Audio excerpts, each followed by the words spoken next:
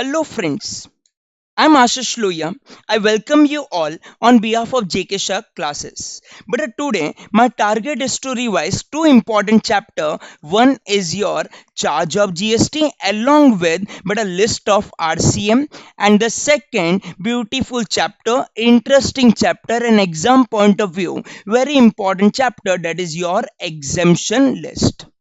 बाकी चैप्टर्स कहीं ना कहीं बेटा आपको हमारे चैनल्स पे मिल गए थे, जहां पे बेटा एक वीडियो ऑलरेडी 6 आवर्स का अपलोड किया गया था जिसके अंदर सारे चैप्टर्स कवर थे, प्लस संजीवनी वाला जो रिवीजन था बेटा उसमें भी आपको बाकी चैप्टर्स मिल गए। बट ये जो दो चैप्टर्स है बेटा जिसका सीएस एग्जीक्यूटिव न्यू सिलेबस वाले स्टूडेंट्स के लिए एप्लीकेबल है, बेटा उनका रिक्वेस्ट था, so I am making this video for them and also for CS professional students.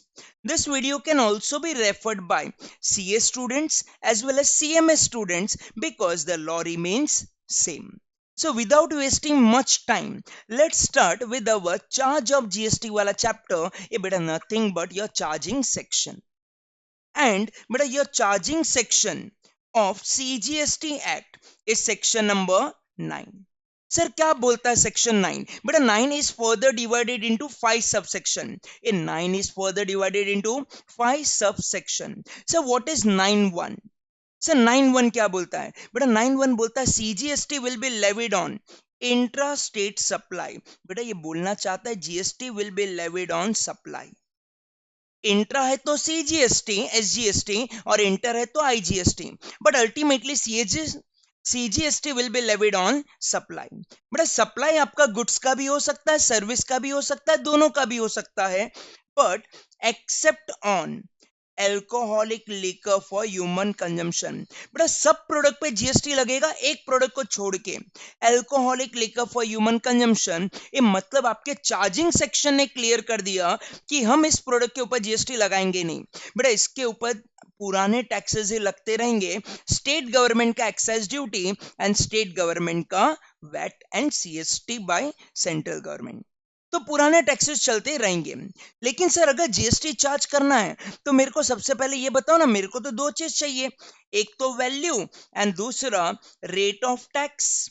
तो सर क्या किया जाए? लॉ बोलता है value will be as per section 15। तो बेटा आप वैल्यू कहां से निकालोगे? बेटा value will be as per section 15, तो आपका जो वैल्यूएशन चैप्टर है ना that is nothing but your section 15 along with the rules। तो value will be as per section 15। Sir rate कितना? ये बेटा रेट कितना भी हो सकता है बट नॉट एक्सीडिंग 20%। रेट कितना भी हो सकता है but not exceeding 20% as notified by the government but on recommendation of the council. एक कहने से सीजीएसटी 20 मतलब एसजीएसटी भी 20 मतलब आपका IGST will be 40। Sir this is the maximum power, बेटा this is the maximum approved rate. Sir लेकिन आज की तारीख में मैक्सिमम अप्लाइड कितना है? बेटा मैक्सिमम अप्लाइड रेट इज 1428। मतलब हम 28 को कभी भी 40 तक लेके जा सकते हैं, हमको पार्लियामेंट और का पावर नहीं चाहिए, हमने ऑलरेडी पावर ले रखा है। सर लेकिन टैक्स पे कौन करेगा? लॉ बोलता है tax shall be paid by taxable person. Sir who is taxable person? बेटा taxable person who is registered और even liable to registered. But अगर आपने रजिस्ट्रेशन नहीं लिया बट अगर आप लाइबल हो गए तो लॉ बोलता है आपको टैक्स तो पे करना पड़ेगा। बट या तो खुशी खुशी पे करो या तो ऑफिसर आपके प्रीमाइसेस पे रेड कंडक्ट कर सकता है और आपसे टैक्स कलेक्ट करके लेके जा सकता है। So this is your 9 subsection 1। ये जब मैं 9.1 का बात किया, 9.1 बोलता सारे प्रोडक्ट पे जीएसटी लगेगा एक प्रोडक्ट को छोड़ के, तो कहने से इनडायरेक्टली वो आपके पेट्रोलियम प्रोडक्ट्स भी कवर हो गए। बट सर आपने तो सिखाया था कि पेट्रोलियम प्रोडक्ट्स पे तो अब तक जीएसटी नहीं है, तो बेटा उसके लिए है 9.2। 9.2 बोलता है वो जो 5 पेट्रोलियम प्रोडक्ट्स हैं, बेटा petroleum crude, high speed diesel, motor spirit nothing but your petrol, natural gas and aviation turbine fuel. Law बोलता है ये पांचों प्रोडक्ट पे भी जीएसटी आएगा, बेटा सीजीएसटी आएगा, but from the date to be notified. And notify करेगा कौन? बेटा गवर्नमेंट। नोटिफाई करेगा कौन? गवर्नमेंट। बट उनको भी रिकमेंडेशन पहले कौन देगा? GST council. सो ये 5 पेट्रोलियम प्रोडक्ट्स के ऊपर बेटा जीएसटी आएगा from the date to be notified. अब तक तो नहीं आया ना, मतलब पुराने टैक्सेस अभी तक कंटिन्यू चल रहे हैं। Sir what is 9 subsection 3? ये बेटा 9(3) and 9(4) is nothing but RCM. पहले तो हम समझते हैं व्हाट इज 9 सबसेक्शन 3। बेटा 9(3) बोलता है in certain notified cases, in certain notified cases, बेटा वो केसेस गुड्स के भी हो सकते हैं, सर्विस के भी हो सकते हैं। लॉ बोलता है जहां पे बेटा tax shall be paid by recipient, बेटा tax shall be paid by recipient under RCM। अब आप लोग बोलोगे सर रिसिपिएंट ही तो पे करता है, बेटा नहीं, हमेशा रिसिपिएंट बेयर करता है, लेकिन नॉर्मली गवर्नमेंट को पहुंचाता कौन है? Supplier under forward charge mechanism. But कुछ नोटिफाइड केसेस हैं, कुछ नोटिफाइड केसेस हैं बट जहां पे गवर्नमेंट को पहुंचाएगा भी कौन? रिसिपिएंट, और बर्डन बेयर भी कौन करेगा? आपका recipient. But this is nothing but your payment mechanism. ये आपका एक पेमेंट मैकेनिज्म है, एक आपका फॉरवर्ड चार्ज मैकेनिज्म या नॉर्मल चार्ज मैकेनिज्म, जहां पे normally tax is paid by supplier to government. But law बोलता है there are certain cases which are notified under RCM, but जहां पे tax will be paid by recipient to government. बेटा कोई भी government को पहुंचाए, अल्टीमेटली दोनों ही केसेस में बेटा burden will be on final consumer. Are you clear with this? Let's start with 9(3) का लिस्ट। सर ये जो 9(3) है, सर ये 9(3) के अंदर कौन से ट्रांजेक्शन कवर्ड है? बेटा लिस्ट के साथ में पूरा का पूरा चैप्टर यहाँ पे हम कंक्लूड करेंगे।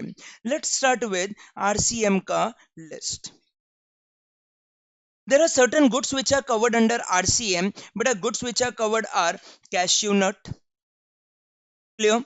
But whenever a farmer is selling cashew nut to registered person, registered dealer, बेटा that registered dealer will pay the tax under RCM to government। बेटा अगर आपका बीड़ी wrapper leaves है, बीड़ी लीव्स है, तो बेटा tax will be paid by registered person. In case of tobacco same, बेटा in case of lottery, whenever government is selling lottery to distributor, बेटा distributor will pay the tax. In case of silk yarn, but a registered person will pay the tax। Manufacturer of silk yarn is the supplier, but recipient is any registered person. If the recipient is registered, losses tax shall be paid by that particular person। And there are certain more example, but a goods ka list is not so important for you, so I will not be wasting time here. We will proceed to service ka list। So other products are used vehicle, raw cotton, and priority sector lending certificate, that is also supply of goods as clarified। Thereafter proceeding further to service ka list which are covered under RCM। Clear? अब ये जो आपका part है, this is the most important part, and directly straight forward question आने का chances is very less. बेटा ये जो आपका आरसीएम का पार्ट है, बेटा ये आईटीसी चैप्टर का जो बड़ा क्वेश्चन बन सकता है, to calculate liability minus ITC, बेटा विद दैट पर्टिकुलर चैप्टर, बेटा इनके क्वेश्चन आने के चांसेस है। अदरवाइज इन लोग पूछना चाहे तो 1 2 3 मार्क्स के लिए अगर छोटे छोटे क्वेश्चन बनाने का कोशिश करें तो यहाँ पे कवर्ड हो सकता। Let's start with your first RCM का सर्विस, बेटा दैट इज योर जीटीए वाला सर्विस। जीटीए कौन है? बेटा GTA is a person who transport goods by road. बेटा GTA is a person who transport goods by road but also issues consignment note. तो बेटा अगर आपका जीटीए सर्विस देता है, सर जीटीए किसको सर्विस देता है? बेटा अगर आपका जीटीए नोटिफाइड पर्संस को सर्विस देता है, किसको? नोटिफाइड पर्संस को, नोटिफाइड रिसिपिएंट को। सर वो नोटिफाइड रिसिपिएंट कौन है? बेटा अगर जीटीए ने सर्विस दिया, factory covered under, registered under factories act. Second, बेटा they are giving service to any body corporate, establish under the law. बेटा अगर एलएलपी है, एलएलपी एक्ट के अंदर, कंपनी है, कंपनीज एक्ट के अंदर, अगर वो एस्टैब्लिश्ड है, उसके बाद में बेटा आपका कोई सोसाइटी है, रजिस्टर्ड अंडर सोसाइटी एक्ट, बेटा उसके बाद में आपका पार्टनरशिप फर्म है, बेटा पार्टनरशिप फर्म तो registered under partnership, आरओएफ, registrar of firm और नॉट, बेटा कोई फर्क नहीं पड़ता। पार्टनरशिप फर्म वेदर रजिस्टर्ड और अनरजिस्टर्ड, बेटा अगर जीटीए ने इनको सर्विस दिया तो ये लोग ही पे करेंगे टैक्स। नेक्स्ट, बेटा अगर आपका कोऑपरेटिव सोसाइटी है, establish under the respective act, अगर आपने जीटीए ने अगर सर्विस दिया बेटा किसी जीएसटी रजिस्टर्ड पर्सन को, किसको, जीएसटी रजिस्टर्ड पर्सन को, तो भी बेटा covered under RCM. Sir GST registered person को अलग से कवर किया तो कहने से बेटा ये जो ऊपर वाले लोग हैं ना, factory, body corporate society, partnership firm, cooperative society, बेटा ये लोग जीएसटी में रजिस्टर्ड हो कि जीएसटी में रजिस्टर्ड नहीं हो, अगर जीटीए ने इनको सर्विस दिया तो ऑलवेज आरसीएम। बट अगर मैंने जीएसटी रजिस्टर्ड पर्सन को दिया तो लॉ बोलता फिर तो आरसीएम में कवर्ड रहेगा ही रहेगा। अब बेटा वो registered person casual taxable person क्यों ना हो, बेटा वहां पे भी टैक्स लगेगा अंडर आरसीएम।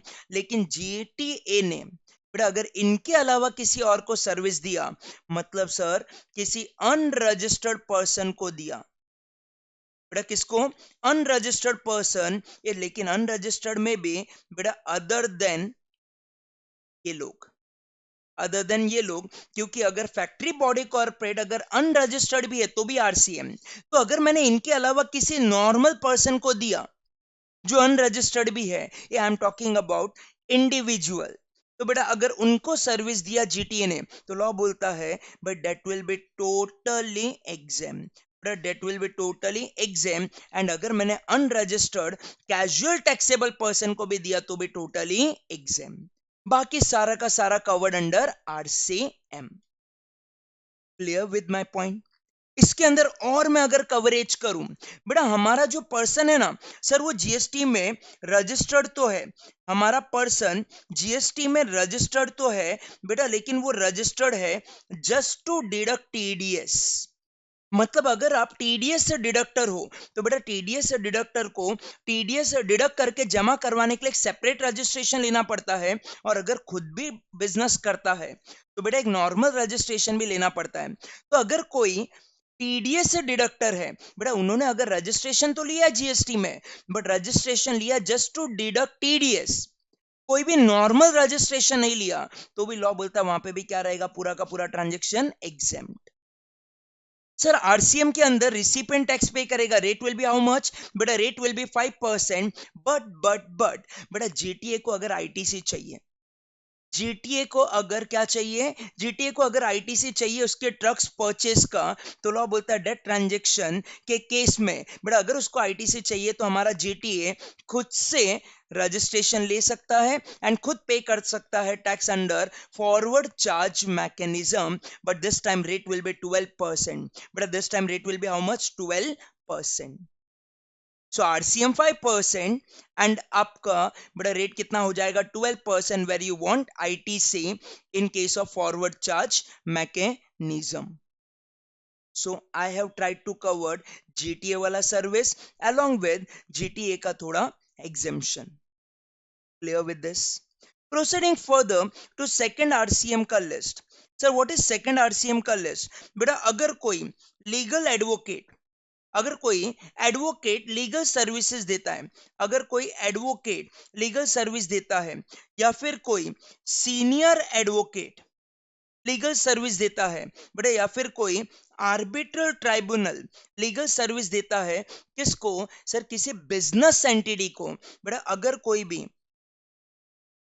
एडवोकेट या सीनियर एडवोकेट या फर्म ऑफ एडवोकेट, बेटा they are giving service to any business entity, law says covered under RCM. ये बेटा लेकिन आपको साथ में एग्जेम्पशन भी मालूम होना चाहिए, बेटा अगर business entity small business entity है जिनका लास्ट ईयर का एग्रीगेट टर्नओवर बेटा थ्रेशोल्ड लिमिट क्रॉस ही नहीं करता 10, 20, 40, बेटा that is totally exam.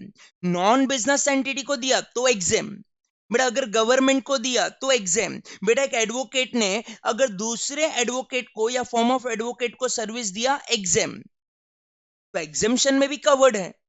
But लेकिन जहां पे भी टैक्सेबल होएगा तो टैक्सेबल किधर होएगा बेटा, वो बड़ा वाला बिजनेस एंटिटी जिनका लास्ट ईयर का टर्नओवर वाज मोर देन 10, 20, 40, तो losses that will be covered under RCM, वो बिजनेस एंटिटी खुद पे करेगा टैक्स टू द गवर्नमेंट। इस पे कुछ एग्जिम्पशन है जिसके अपन और बातें करेंगे। सर अगर कोई आर्बिट्रल ट्राइब्यूनल सर्विस देता है किसी बिजनेस एंटिटी को तो कवर्ड अंडर आरसीएम। बेटा कौन सा बिजनेस एंटिटी, बड़ा वाला बिजनेस एंटिटी, छोटा वाला business entity exam, non business entity exam, बेटा गवर्नमेंट को दिया exam, already covered. Proceeding further, sir अगर सर्विस प्रोवाइड कौन सा हुआ है बेटा, स्पॉन्सरशिप सर्विस, कौन सा वाला service, sponsorship service to any body corporate या पार्टनरशिप फर्म। बेटा अगर आपने सर्विस किसको दिया, बॉडी कॉर्पोरेट या पार्टनरशिप फर्म को, तो laws is covered under RCM. बहुत लोग यहाँ पे कंफ्यूजन क्रिएट करते हैं, बहुत बच्चे यहाँ पे कंफ्यूजन क्रिएट करते हैं, बच्चे यही नहीं समझ पाते कि सप्लायर कौन है। बेटा अगर मैं ऐसा बोलूं कि यहाँ पे एक स्कूल है, बेटा यहाँ पे कौन है, एक स्कूल, और सामने एक कंपनी आया that is Dabur limited. But एक स्कूल के अंदर कोई इवेंट होने वाला था, कोई फेस्ट होने वाला था, तो जहां पे बेटा डाबर ने क्या किया, डाबर ने दिया स्पॉन्सर। ठीक है, कितना पैसा दिया बेटा, 1 करोड़ रुपया दिया डाबर ने। तो बेटा डाबर ने क्या किया, स्पॉन्सर। तो लोग कंफ्यूज हो जाते हैं, सर सप्लायर कौन, रिसिपिएंट कौन। सो डाबर ने स्पॉन्सर किया ना, तो डाबर इज द सप्लायर। बेटा नहीं, बेटा डाबर ने स्पॉन्सर किया, डाबर ने पैसा दिया, और मेरे को तो इतना समझता है जिसका जेब खाली हुआ वो रिसिपिएंट। तो बेटा ये केस में डाबर इज अ रिसिपिएंट, बेटा जिन्होंने क्या किया, पेमेंट किया, रिटर्न में बेटा ये स्कूल क्या देगा, डाबर को प्रोवाइड करेगा एडवर्टीजमेंट सर्विस। बेटा हर जगह पे होर्डिंग्स लगाए जाएंगे जहां पे लिखा जाएगा डाबर लिमिटेड। बेटा इंडिया गॉट्स टैलेंट को डाबर क्या करता है, स्पॉन्सर करता है, तो इंडिया गॉट्स टैलेंट क्या करता है बेटा, जितने बार भी आपका वो शो रिज्यूम होता है ब्रेक के बाद, तो इन लोग क्या बोलते हैं, powered by Dabur, powered by Dabur. बेटा बार बार डाबर का नाम लिया जाता है, so basically they are giving service to Dabur. समझा आपको, I am going slow, this is revision video, but ये चैप्टर बहुत इंपॉर्टेंट है आपके लिए। So whenever a school is giving service, या फिर कोई भी पर्सन, इन्होंने स्कूल बोला ही नहीं, इन्होंने तो बोला कोई भी पर्सन, इंडिविजुअल हो, पार्टनरशिप फर्म हो, कोई भी हो, अगर कोई पर्सन बेटा किसी किसी बॉडी कॉर्पोरेट, किसी बॉडी कॉर्पोरेट या पार्टनरशिप फर्म को सर्विस देता है, तो बेटा transaction will be covered under RCM, जहां पे टैक्स पे करेगा आपका बॉडी कॉर्पोरेट, बेटा Dabur will pay tax to government. लेकिन रिसिपिएंट कौन है, ध्यान से देखना, बॉडी कॉर्पोरेट या partnership firm, company LLP partnership firm. Sir अगर किसी दूसरे पर्सन को दिया, सर अगर हमने मिस्टर डाबर को सर्विस दिया, तो बेटा अदर देन बॉडी कॉर्पोरेट या पार्टनरशिप फर्म है ना, तो बेटा इस केस के अंदर RCM is not applicable, then forward charge mechanism will applicable, जहां पे सप्लायर खुद पे करेगा tax to the government. But एक चीज याद रखना, जहां पे भी मैं आरसीएम बोल रहा हूं बेटा, your recipient should be located in taxable territory. बेटा रिसिपिएंट आपके इंडिया का होना चाहिए। अगर रिसिपिएंट इंडिया के बाहर का है तो बेटा ट्रांजैक्शन कहीं ना कहीं एक्सपोर्ट बन रहा है, बेटा एक्सपोर्ट के केस में supplier will pay the tax under forward charge mechanism, but export is zero rated supply। Clear है, समझा, डन। प्रोसीडिंग फर्दर, तो सर ये हो गया मेरा। उसके बाद में coming two point number 5, and वो भी हम कवर करेंगे अलोंग विद आपका एग्जेम्पशन। बस मैं अभी आपको बता दूं है क्या बेटा, जब भी service central government, state government, union territory, local authority किसी बिजनेस एंटिटी को सर्विस देता है। बेटा अगर गवर्नमेंट कभी भी किसी बिजनेस एंटिटी को सर्विस देता है बेटा, लेकिन यहाँ पे भी एग्जेम्पशन है, बड़ा वाला बिजनेस एंटिटी जिनका लास्ट ईयर का turnover is more than threshold limit, then only it is then only it is taxable under RCM। बड़ा अगर छोटा वाला बिजनेस एंटिटी है तो एग्जेम्प्ट है। बट चलो देखते हैं, वो अपन बाद में बात करेंगे। अभी अगर गवर्नमेंट किसी बिजनेस एंटिटी को सर्विस देता है तो लॉ बोलता है transaction is covered under RCM। लेकिन लेकिन लेकिन तीन सर्विस को छोड़ के, बेटा तीन सर्विस को छोड़ के, सर कौन सा तीन सर्विस है जिनको छोड़ के बात किया जाएगा? तो बेटा अगर मैं तीन सर्विस का बात करूं तो बेटा योर पोस्टल डिपार्टमेंट वाला service, second aircraft and vessel related service, तीसरा बेटा आपका transportation of goods and passenger related service, and चौथा भी अगर मैं यहां पे ले लूं तो बेटा रेंटिंग ऑफ इमूवेबल प्रॉपर्टी वाला सर्विस। तो गवर्नमेंट क्या बोलता है, अगर गवर्नमेंट का बेटा ये चार सर्विस को छोड़ के अगर कोई भी सर्विस अगर आपने बिजनेस एंटिटी को दिया तो law says covered under RCM। Sir what if ये ही चार सर्विस दिया तो? बेटा अगर ये चार सर्विस दिया तो it is not covered under RCM, बेटा that is covered under forward charge mechanism, जहां पे सप्लायर ही पे करेगा tax to the government. But मैं एग्जाम्शन के साथ में डिटेल में लेके जाऊंगा। अभी के लिए बेटा गवर्नमेंट ने अगर बिजनेस एंटिटी को ये चार सर्विस को छोड़ के, बेटा ये चार सर्विस को छोड़ के अदर देन ये चार सर्विस को छोड़ के अगर कोई भी सर्विस बिजनेस एंटिटी को दिया कवर्ड अंडर RCM, सर मतलब ये चार सर्विस दे दिया तो फॉरवर्ड चार्ज मैकेनिज्म। लेकिन ये चौथे वाले पॉइंट को बड़ा अलग से यहाँ पे कवर कर लिया गया है, अलग से कवर कर लिया गया है in your 5A।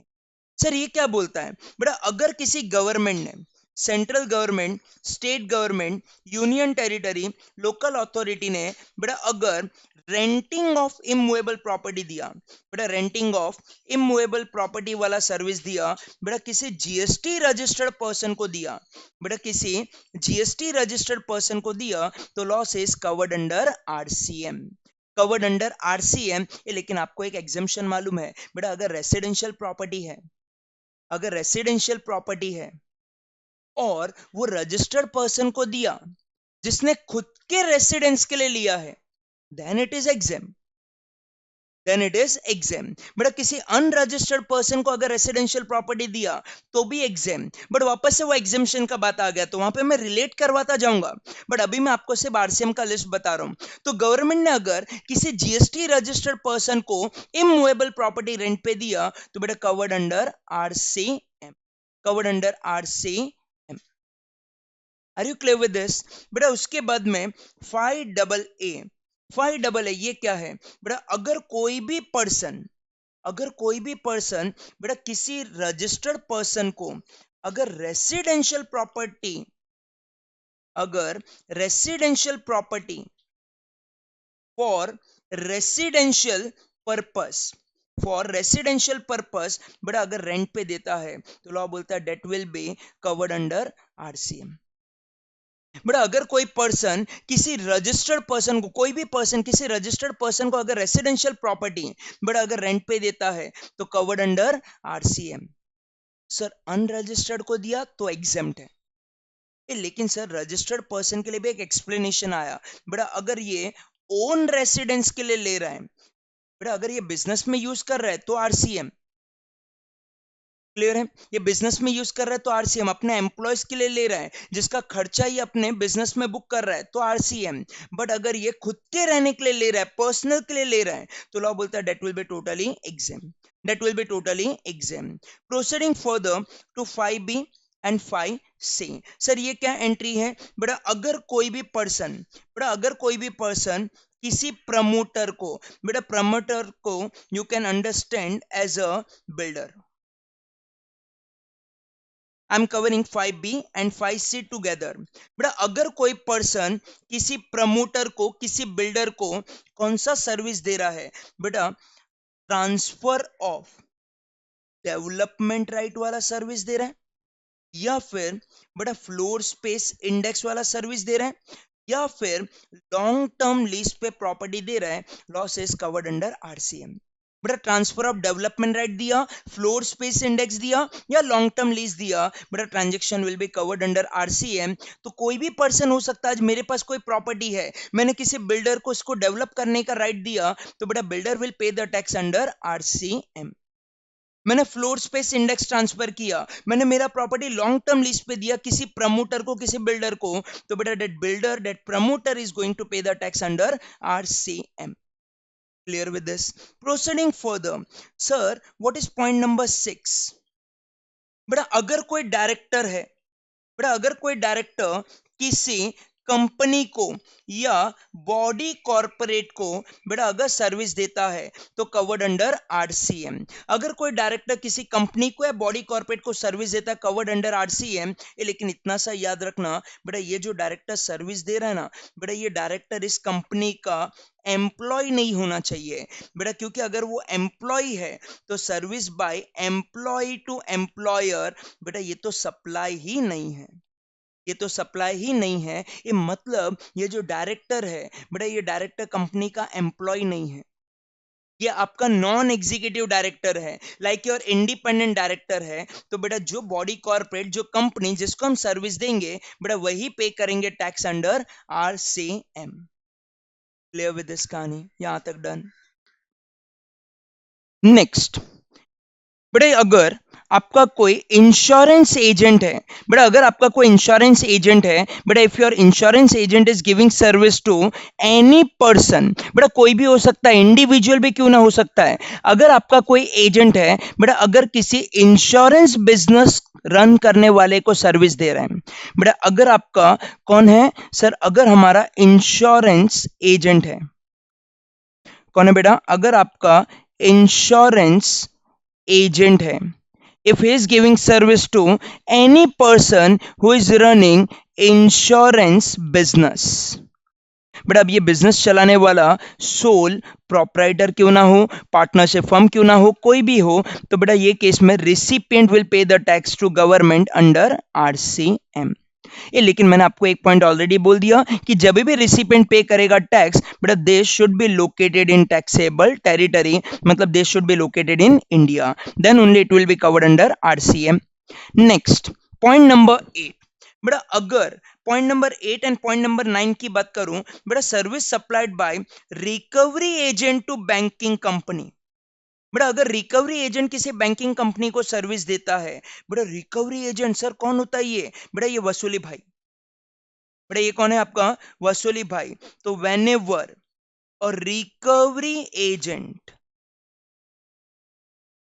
is giving service to whom, but if he is giving service to banking company, financial institution, NBFC, बेटा जिनके नॉर्मल कोर्स ऑफ बिजनेस में कहीं ना कहीं इनकी जरूरत होती है, तो law says that transaction will be covered under RCM. लेकिन इसको थोड़ा सा दिमाग से सोचना बेटा, अगर रिकवरी एजेंट ने किसी दूसरे पर्सन को सर्विस दिया जो बैंक नहीं है, फाइनेंशियल इंस्टीट्यूशन नहीं है, एनबीएफसी नहीं है, तो बेटा then your transaction is not covered under RCM, then it will be covered under FCM. बेटा अगर इन तीन को सर्विस दिया तभी it will be covered under RCM. Next sir, next क्या है बेटा, अगर कोई म्यूजिक कंपोजर है, बेटा अगर कोई म्यूजिक कंपोजर है, फोटोग्राफर है या कोई आर्टिस्ट है, बेटा अगर if I talk about a person A R Rahman, sir अगर ए आर रहमान सर है बेटा, वो एक म्यूजिक कंपोजर, उन्होंने म्यूजिक कंपोज किया, एंड बेटा if is giving service to some music company, if is giving service to some music company, law says बेटा ये केस में बेटा recipient will pay tax under RCM. बेटा अगर कोई फोटोग्राफर है, if he is giving service to some producer, बेटा अगर कोई आर्टिस्ट है, if he is giving service to some producer, तो लॉ बोलता है ये केस में बेटा recipient will pay the tax under RCM. तो whenever a music composer, photographer, artist is giving service to any music company या producer or like, बेटा ये केस में recipient will pay the tax under RCM but recipient taxable territory में होना चाहिए. Next sir, अगर कोई ऑथर है, बेटा अगर कोई ऑथर है, if he is giving service to some publisher, बेटा ऑथर क्या कर रहा है, बेटा आपका temporary transfer of intellectual property right दे रहा है. वो अपना जो प्रॉपर्टी है, जो उसका कंटेंट है, बेटा उसका टेम्पररी राइट दे रहा है टू पब्लिशर कि भाई आप मेरा कंटेंट लो, मेरे भी पे आप बुक प्रिंट करो और मेरे को क्या पे करना, royalty. So whenever an author is giving service to some publisher, beta this transaction is also covered under RCM, जहाँ पे beta publisher will pay the tax under RCM, लेकिन author is having one option. Same like GTA, but the author is having option of forward charge mechanism. But अगर author बोलता sir मैंने अपना book लिखने के लिए बहुत सारा खर्चा किया, I want ITC of the same, तो लॉ बोलता है यू वांट आईटीसी, बोलता हाँ सर मेरे को आईटीसी चाहिए. तो लॉ बोलता सबसे पहले तुम खुद ही क्या करो, जीएसटी में रजिस्ट्रेशन लो, तुम ही जीएसटी के अंदर रजिस्ट्रेशन लो और एक डिक्लेरेशन दो, एक डिक्लेरेशन फाइल करो बेटा, जहां पे आप लिखो sir I M opting for forward charge mechanism, I am opting for forward charge mechanism, I want ITC. आप क्या करो, ये डिक्लेरेशन प्रोवाइड करो एंड एक और डिक्लेरेशन के साथ में लिख के दो कि sir I am not going to withdraw this particular scheme within 1 year. Sir ये पर्टिकुलर स्कीम जो फॉरवर्ड चार्ज वाला मैंने ऑप्ट किया है, मैं 1 साल के अंदर अंदर सर ये स्कीम से विड्रॉ नहीं करूंगा. उसके बाद में बेटा ये बंदा जो इनवॉइस भी देगा ना, वो इनवॉइस पे भी क्या देगा, डिक्लेरेशन. क्यों, क्योंकि बेटा अगर ये ऑथर का सर्विस आरसीएम में कवर्ड होता तो ये टैक्स इनवॉइस देता ही नहीं, टैक्स कलेक्ट करता ही नहीं, क्योंकि रिसिपिएंट खुद पहुंचाने वाला था. बट अगर फॉरवर्ड चार्ज है, मतलब ये रिसिपिएंट से टैक्स कलेक्ट करेगा और गवर्नमेंट को पहुंचाएगा. तो बेटा ये जो हमारा ऑथर है, बेटा ये जब टैक्स इनवॉइस देगा तो बेटा उसके ऊपर भी एक डिक्लेरेशन देगा कि I have opted for forward charge mechanism, I have right to collect the tax. It done. ये उसके बाद में what is this point number 10, बेटा point number 10 is overseeing committee. Overseeing committee बेटा मैंने बोला था ये पड़ोस वाली आंटी है जो क्या करती है, नजर रखती है. But basically, who is this overseeing committee? But overseeing committee gives service to RBI. What kind of service? Beta they keep a check on the banks whether all the rules regulation are followed or not.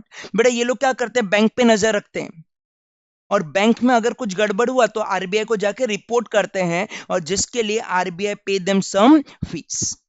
So law says whenever this overseeing committee is giving service to RBI, but RBI is the recipient, but RBI will pay tax to government. But burden तो ऐसे भी recipient पे होता, but ये बार government को पहुंचाएगा भी कौन, आपका recipient. एक क्लियर है, सिंपल पॉइंट है, बट एग्जाम के अंदर आपके बड़े क्वेश्चन के अंदर मिक्स किया जा सकता है.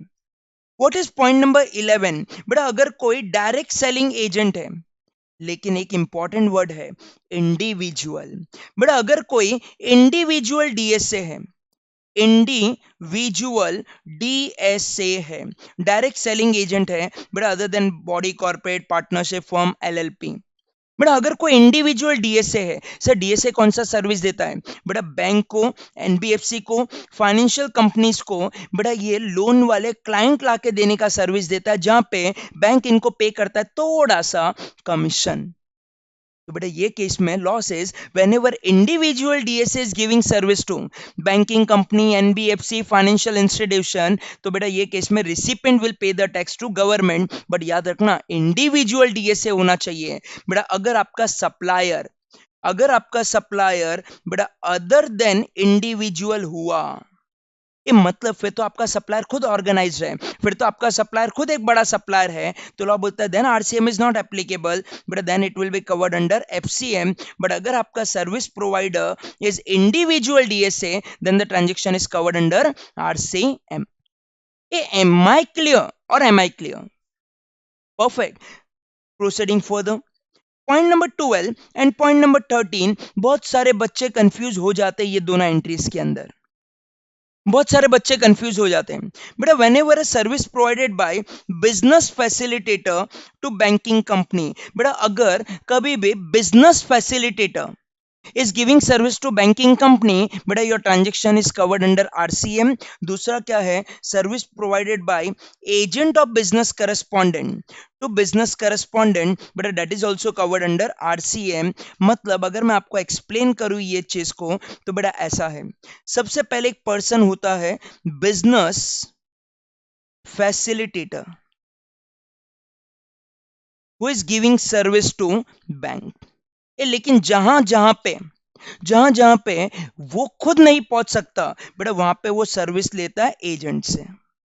तो basically agent give service to business facilitator and business facilitator give service to bank. And दूसरा केस कौन सा होता है बेटा, एक और पर्सन होता है जो है business correspondent. And business correspondent बेटा सर्विस देता है बैंक को, और बैंक को सर्विस देने के लिए बेटा दे अवेल सर्विस फ्रॉम एजेंट। अब ट्रांजैक्शन को अगर आप ध्यान से देखोगे तो बेटा ऐसा लिखा गया है कि बिजनेस फैसिलिटेटर अगर बैंक को सर्विस देता है तो बेटा कवर्ड अंडर RCM, मतलब bank will pay the tax. And अगर बेटा एजेंट ने बिजनेस करस्पॉन्डेंट को सर्विस दिया तो कवर्ड अंडर RCM। तो बेटा business correspondent will pay the tax, मतलब सर आपने जिस ट्रांजैक्शन की बात ही नहीं की तो बेटा वो ऑटोमेटिक FCM। ये मतलब अगर एजेंट बिजनेस फैसिलिटेटर को सर्विस देता है तो covered under forward charge, and business correspondent अगर बैंक को सर्विस देता है तो covered under forward charge. Sir इसको याद कैसे रखने का, बेटा बिजनेस फैसिलिटेटर वो पर्सन है, बिजनेस फैसिलिटेटर वो पर्सन है बेटा जो क्या करता है, बैंक को प्रमोट करता है। जो बैंक को प्रमोट करता है, अलग अलग जगह पे जाता है, बैंक क्या क्या काम करता है उसके बारे में बातें करता है। एक खुद से कोई ट्रांजेक्शन नहीं करता, सिर्फ क्या करता है, बातें करता है। ठीक है। और बेटा बिजनेस करस्पॉन्डेंट कौन है, बेटा बिजनेस करस्पॉन्डेंट वो है बेटा जो ज्ञान की बातें तो करता है, बेटा बैंक को प्रमोट तो करता है, बट साथ में छोटे छोटे ट्रांजेक्शन भी कर लेता है। बेटा छोटे छोटे डिसबर्सल भी कर देता है, छोटे छोटे लोन भी ग्रांट कर देता है। तो ये डिफरेंस है between business facilitator and business correspondent. तो बेटा कहने से बिजनेस फैसिलिटेटर कोई भी ट्रांजैक्शन नहीं कर रहा, तो लॉ बोलता है ये केस में हम बिजनेस फैसिलिटेटर को बेटा पूरा का पूरा क्या रखेंगे, फ्री, उसको टैक्स पे करने का जरूरत नहीं है। मतलब बेटा जब एजेंट सर्विस देगा बिजनेस फैसिलिटेटर को, मतलब एजेंट सर्विस देगा BF को, बेटा कहने से agent is the supplier and BF is the recipient, तो बेटा मेरा कहने से BF शुड बी फ्री, क्योंकि वो ट्रांजेक्शन ही नहीं कर रहा है, वो ट्रांजेक्शन ही नहीं कर रहा है। तो whenever agent is giving service to BF, बेटा agent will pay the tax under forward charge mechanism. और सर जब BF आगे जाके बैंक को सर्विस देगा, कहने से this time BF is the supplier and bank is the recipient. ये लेकिन बेटा मेरा BF क्या कर रहा है, बेटा वो ट्रांजेक्शन ही नहीं कर रहा है, तो बेटा ये केस में BF टैक्स नहीं पे करेगा। टैक्स कौन पे करेगा, बैंक, एंड बैंक कौन है, रिसिपिएंट, तो covered under RCM। But business correspondent ऐसा पर्सन है बेटा जो ट्रांजेक्शन भी करता है, तो लॉ बोलता है परचेस पे भी आप ही टैक्स पे करोगे, सेल पे भी आप ही टैक्स पे करोगे। तो जब एजेंट ने सर्विस दिया बिजनेस करस्पॉन्डेंट को, तो बेटा business correspondent will pay the tax under RCM। और जब बेटा हमारा बिजनेस करस्पॉन्डेंट आगे जाके बैंक को सर्विस देता है, तो ट्रांजैक्शन तो बिजनेस करस्पॉन्डेंट कर रहा है ना, तो बेटा बिजनेस करस्पॉन्डेंट ही पे करेगा tax, but this time business correspondent is a supplier, so covered under forward charge mechanism. I think you are done with this part. Next बेटा अगर कोई सिक्योरिटी सर्विस देता है, अगर कोई सिक्योरिटी सर्विस दे रहा है, अगर कोई सिक्योरिटी सर्विस दे रहा है, कौन सा person, any person other than body corporate, बेटा अगर कोई भी person other than body corporate is giving what, security service to whom, बेटा रजिस्टर्ड पर्सन। तो अगर कोई person, any person other than body corporate is giving service to any GST registered person, तो बेटा law says transaction will be covered under RCM। अब सोचो ना sir, अगर मेरा सप्लायर बॉडी कॉर्पोरेट के अलावा कोई होना चाहिए, सर सप्लायर ही अगर बॉडी कॉर्पोरेट निकला तो बेटा वो केस में फिर आपका आरसीएम एप्लीकेबल नहीं है बेटा, फिर आ जाएगा फॉरवर्ड चार्ज मैकेनिज्म। ये लेकिन दो और पॉइंट बेटा, इन्होंने क्या बोला, आपका रिसिपिएंट कौन होना चाहिए, जीएसटी रजिस्टर्ड पर्सन। लेकिन अगर वो जीएसटी रजिस्टर्ड पर्सन जीएसटी में रजिस्टर्ड तो है, बट अगर वो कंपोजिशन डीलर है या फिर बेटा उन लोगों ने रजिस्ट्रेशन लिया है only as a TDS deductor, सिर्फ टीडीएस से डिडक्ट करके जमा करवाने के लिए रजिस्ट्रेशन लिया है, तो बेटा ये दोनों केसेस में भी आपका आरसीएम एप्लीकेबल नहीं होएगा, वहां पे क्या आ जाएगा, एफसीएम।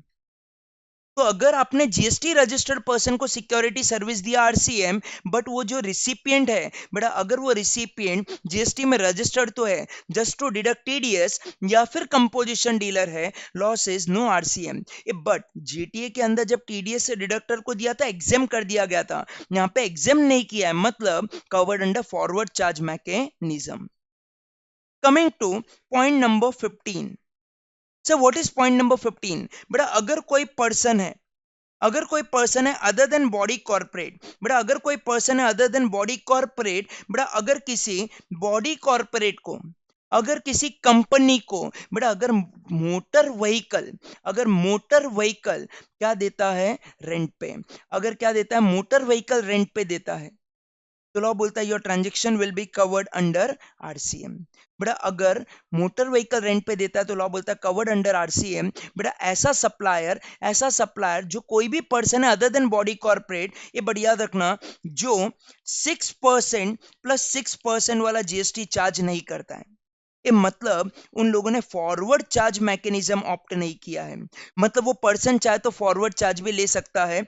अदरवाइज अगर मैं कोई भी पर्सन हूं, अगर किसी बॉडी कॉर्पोरेट को, अगर किसी बॉडी कॉर्पोरेट को बेटा पैसेंजर ट्रांसपोर्टेशन वाला कन्वेंस अगर मैं क्या देता हूं, रेंट पे देता हूं, जहां पे मेरा रेंटिंग चार्जेस के अंदर फेयर चार्जेस भी इंक्लूडेड है, सॉरी फ्यूल चार्जेस भी इंक्लूडेड है, तो लॉ बोलता है आपका रिसिपिएंट ही पे करेगा टैक्स। लेकिन अगर आपका सप्लायर बॉडी कॉर्पोरेट तो फॉरवर्ड चार्ज, और अगर आपके सप्लायर ने 6% प्लस 6% को ऑप्ट कर रखा है तो भी फॉरवर्ड चार्ज, मतलब अगर रिवर्स चार्ज में जाना है तो रेट विल बी 2.5 2.5। नेक्स्ट बेटा व्हाट इज पॉइंट नंबर 16? बेटा लेंडिंग ऑफ सिक्योरिटी वाला सर्विस। सर ये क्या होता है लेंडिंग ऑफ सिक्योरिटी वाला सर्विस? बेटा एक होता है लेंडर, एक होता है बोरोवर, और दोनों को मिलवाने वाला बेटा बीच में होता है एक इंटरमीडिएटरी,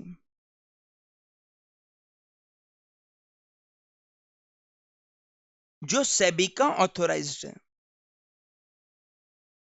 बेटा बोरोवर वो पर्सन जिसको शॉर्ट सेलिंग करना है, सिंपल टर्म्स में समझो, बेटा बोरोवर वो पर्सन जिसको शॉर्ट सेलिंग करना है। बेटा शॉर्ट सेलिंग करने के लिए भी शेयर्स चाहिए, शॉर्ट सेलिंग करने के लिए भी शेयर्स चाहिए, तो शेयर्स कहां से लाएगा? बेटा ये बोरोवर क्या करेगा, लेंडर से टेम्पररी पीरियड के लिए लैंड लेगा। बेटा लेंडर वो पर्सन है जो बड़े बड़े इन्वेस्टर्स हैं, जिन्होंने शेयर्स लेके सालों के लिए छोड़ दिए, उनको शॉर्ट टर्म में कोई फर्क नहीं पड़ता, बट बोरोवर वो पर्सन है जिसका इंटेंशन है शेयर का प्राइस गिरने वाला है।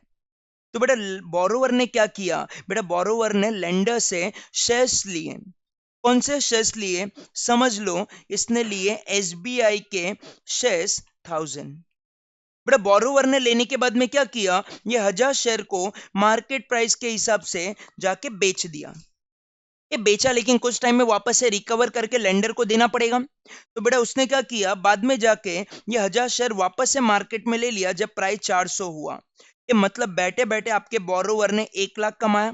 बट अगर ये लेंडर नहीं होता तो क्या ये बोरोवर कमा पाता? नहीं। तो बेटा बोरोवर क्या पे करेगा, लेंडर को पे करेगा कमीशन, कमीशन पे करेगा।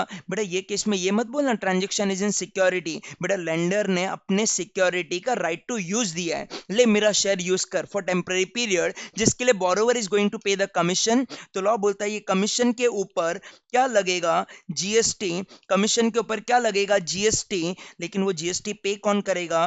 बेटा GST will be paid under RCM. आपका ये जो बोरोवर है बेटा ये बोरोवर ही पे करेगा tax under RCM. Am I clear? Am I clear? Perfect. Done. Proceeding further. We are done with CGST का आरसीएम का लिस्ट। और जो भी सीजीएसटी के आरसीएम के लिस्ट में कवर्ड है ना बेटा, सेम आईजीएसटी के आरसीएम के लिस्ट में भी कवर्ड है, बट दो एंट्री एक्स्ट्रा है आईजीएसटी के लिस्ट में बेटा, अब अपने को वो कवर करना पड़ेगा। ये लेकिन याद रखना, this provision, this two entries are not applicable for CS executive and CA inter वाला स्टूडेंट्स।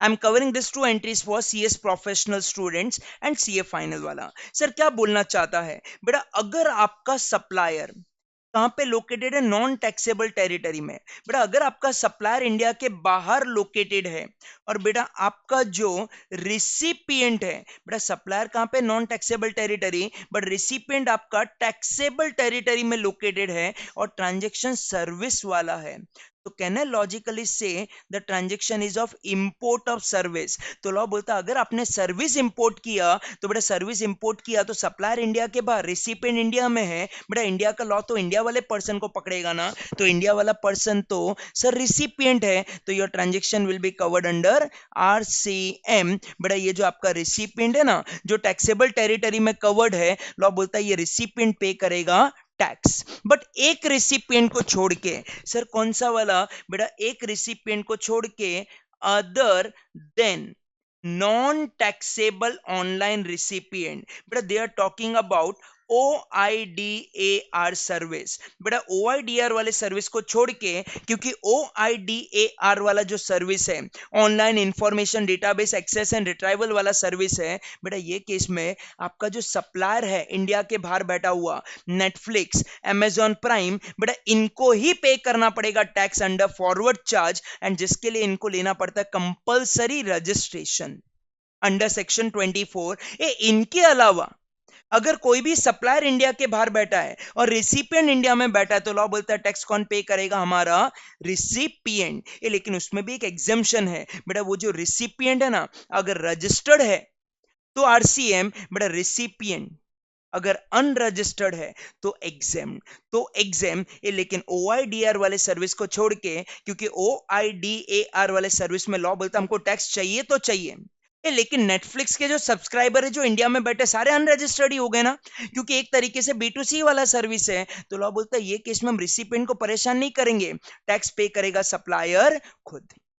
तो this is your point number 1। And what is point number 2? बेटा पॉइंट नंबर 2 सेज अगर आपका सप्लायर, बेटा सप्लायर कौन है, ट्रांसपोर्टर, वेसल वाला transporter जो बैठा है नॉन टैक्सेबल टेरिटरी में। बेटा अगर आपका ट्रांसपोर्टर इंडिया के बाहर बैठा है, सप्लायर इंडिया के बाहर बैठा है, who is giving service to बेटा इंडिया का इंपोर्टर, तो लॉ बोलता है इंडिया का importer is going to pay the tax under RCM.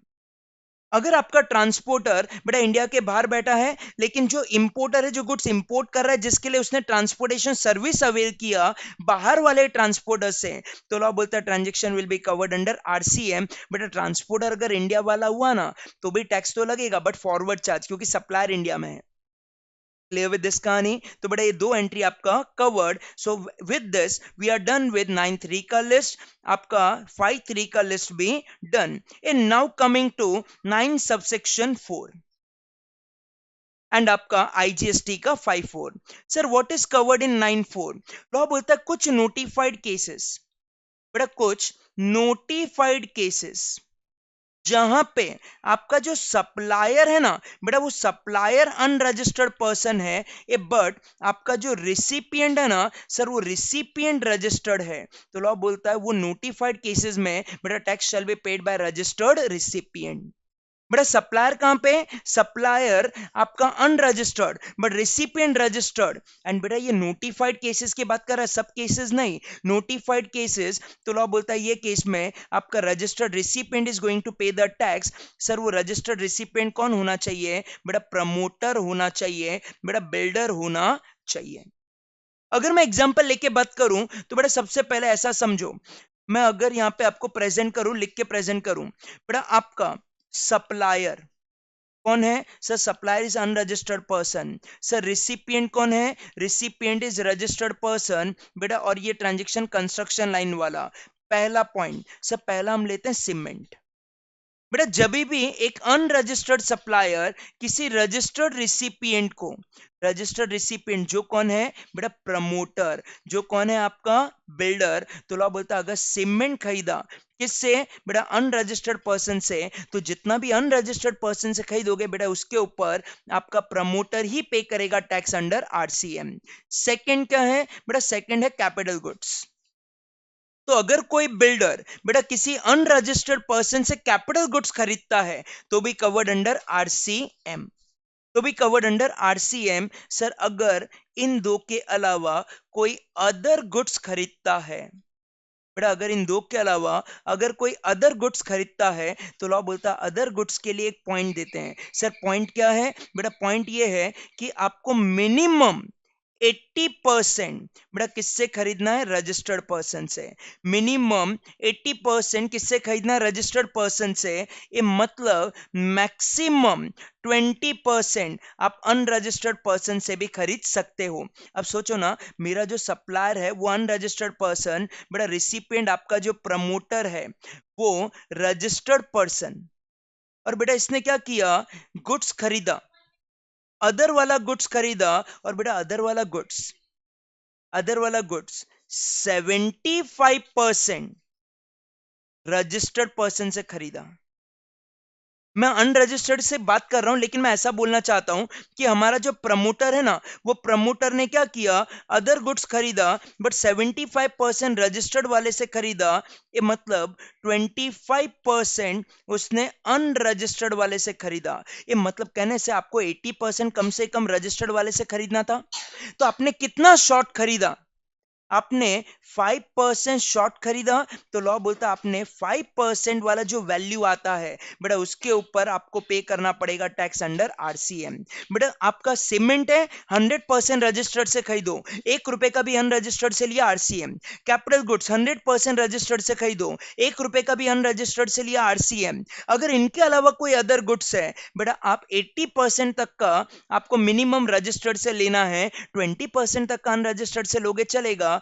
But अगर आपने रजिस्टर्ड से 80% से कम लिया है तो जो डिफरेंस है बेटा, वो डिफरेंस के ऊपर रेसिपिएंट को बेटा वो रजिस्टर्ड बिल्डर को पे करना पड़ेगा tax under RCM. This is your section 9 subsection 3, sorry, section 9 subsection 4। and now coming to section 9 subsection 5, law बोलता है कुछ नोटिफाइड कैटेगरी ऑफ सर्विसेज, बेटा कुछ नोटिफाइड कैटेगरी ऑफ सर्विसेज बेटा जहां पे सप्लायर भी बहुत सारे हैं, रिसिपिएंट भी बहुत सारे हैं, ये बट दोनों को कनेक्ट करने वाला मीडिएटर इलेक्ट्रॉनिक कॉमर्स ऑपरेटर एक ही है, तो लॉ बोलता है ना सप्लायर टैक्स पे करेगा ना रिसिपिएंट पे करेगा, बेटा tax shall be paid by equal to government as if they are the supplier, as if they are the supplier.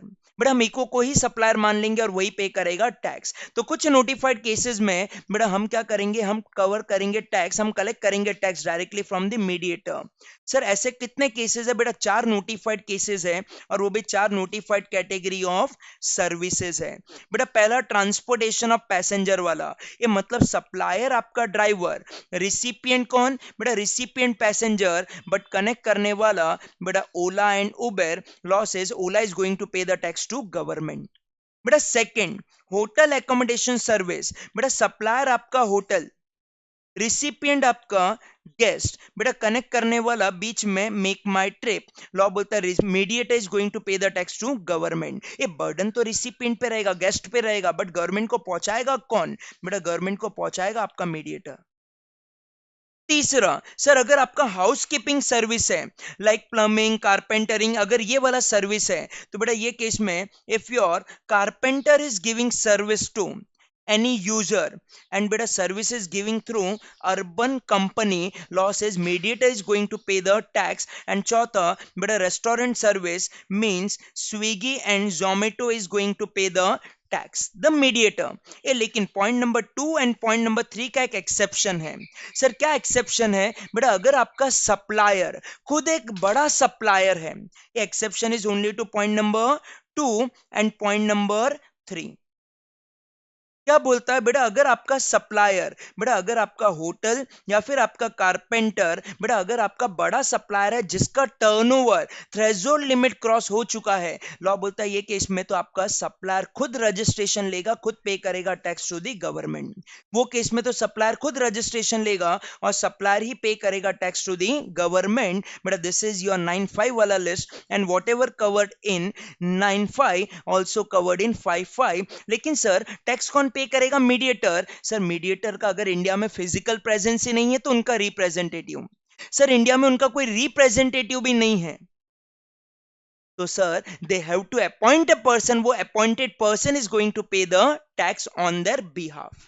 And whatever covered in section 9, बड़ा same covered in section 5, लेकिन आपका 5 of IGST, लेकिन 5(1) का एक proviso है, सिर्फ वो अलग है। सर वो प्रोवाइजो क्या बोलता है बेटा, अगर आपका ट्रांजेक्शन इंपोर्ट ऑफ गुड्स वाला ट्रांजेक्शन है, बेटा लगेगा तो जीएसटी, लगेगा तो आईजीएसटी, बट वो जो कलेक्ट करने का तरीका रहेगा, वो जो मैनर रहेगा बेटा, वो बताएगा कस्टम्स। लगेगा तो जीएसटी, बस तरीका कौन बताएगा? आपका customs. In case of import of goods, this is your charging section full done, along with charging section का आपका आरसीएम का लिस्ट of 9394 along with आपका 95 का list, that is electronic commerce operator वाला list is also covered. Clear है? I hope you have understood clearly. अगर आपको video अच्छा लगा तो बेटा आप लोग इसको लाइक कर सकते हो, अपने फ्रेंड्स के साथ में शेयर कर सकते हो, so that maximum students can get the benefit of the same. Thank you so much.